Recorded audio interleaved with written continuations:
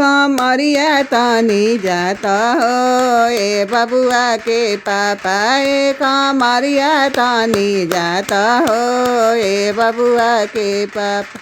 सास के बोलती है तो यो भी नहीं आती है, सास के बोलती तो वो भी नहीं आती है। आमा के नाता तूड़ा हो ए बबुआ के पापा ए आमा के नाता तोड़ा हो ए बबुआ के पापा। ए कमरिया तनी जाता हो ए बबुआ के पापा।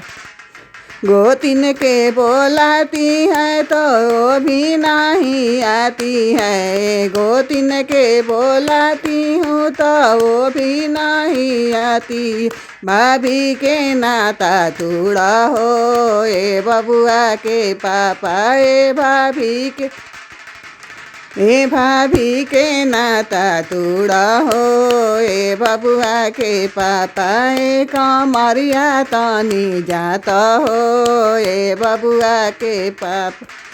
ननद के बोलाती हूँ तो वो भी नहीं आती है, ननद के बोलाती हूँ तो वो भी नहीं आती है। बहन के नाता तोड़ा हो ए बबुआ के पापा ए बहन के नाता तोड़ा हो ए बबुआ के पापा। ए कमरिया तनी जाता हो ए बबुआ के पापा। आमा के बोलती हूँ तो दौड़ी चली आती है, आमा के बोलती हूँ तो दौड़ी आती है। सासू से नाता जोड़ा हो ए बबुआ के पापा।